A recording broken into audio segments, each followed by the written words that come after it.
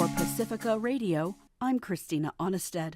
Another mass shooting of starving Palestinians lining up for food at a U.S. Israeli-backed aid distribution site run by the Gaza Humanitarian Foundation. The third in 3 days. Palestinian health officials and witnesses say Israeli forces opened fire on a crowd, killing at least 27.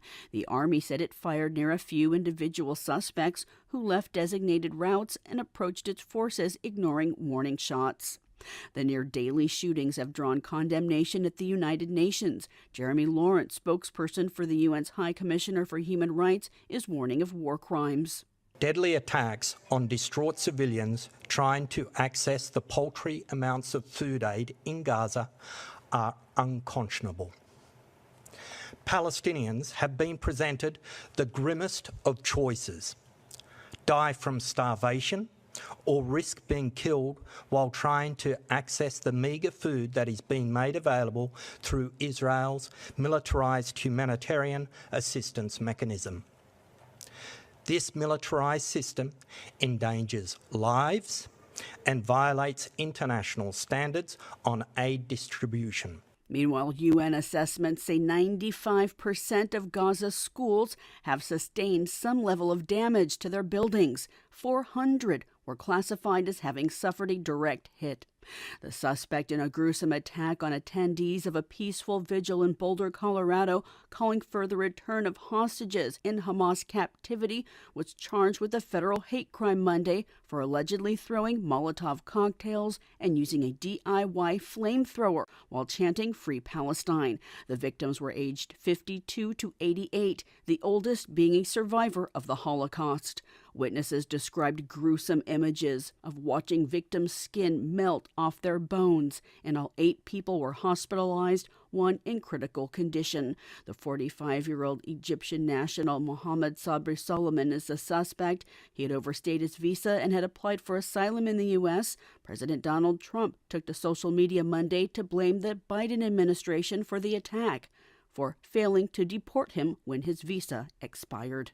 The Department of Homeland Security is defending its large-scale raids and tactics of deploying masked, unidentified agents into communities to carry out President Donald Trump's mass deportation agenda. Max Pringle reports. The head of U.S. Immigration and Customs Enforcement defended tactics such as the use of masks by ICE enforcement agencies during immigration raids. The news conference was to address concerns raised by local officials during a raid at a San Diego restaurant Friday.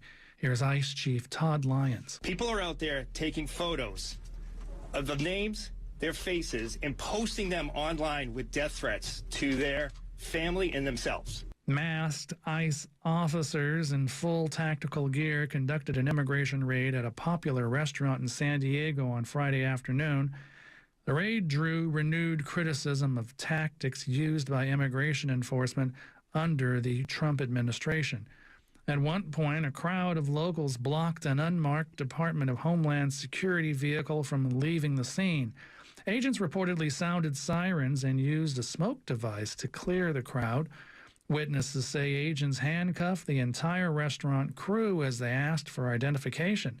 Several workers were detained, though Pedro Rios is director of the American Friends Service Committee. He was one of the witnesses at the scene. It was quite clear that there was just a complete rejection by the community of the federal agents. And that's Max Pringle reporting. The Department of Homeland Security says it launched one of the largest immigration raids ever Monday, Operation Patriot, resulting in the arrest of nearly 1,500 immigrants in the state of Massachusetts. Trump advisor Stephen Miller, speaking on Fox News, is pledging to ramp up immigration arrests nationally to at least 3,000 daily. The DHS has removed a list of sanctuary cities it posted on its website.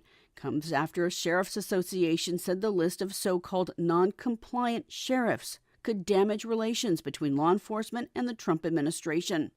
That list rife with misspellings, and some mayors of cities say misclassifications, who are not sanctuary cities. The list is being constantly reviewed and can be changed, according to a DHS senior official. Senators are returning to the Capitol to debate the Republicans' One Big Beautiful Bill that includes massive tax cuts, largely for the wealthy, and some $800 billion slashing cuts to Medicare. Advocates with the Poor People's Movement rallied on Capitol Hill. Some were arrested for protesting cuts to Medicaid and the most vulnerable, including the disabled and the poor. The Trump administration's vowing to double the amount of oil coursing through Alaska's vast pipeline system and build a massive natural gas project. Energy Secretary Chris Wright said on a trip to Alaska, they're also planning to undo Biden-era restrictions on oil and gas drilling in portions of the National Petroleum Reserve that are designated as special for wildlife and other purposes. I'm Christina Onestad reporting for Pacifica Radio.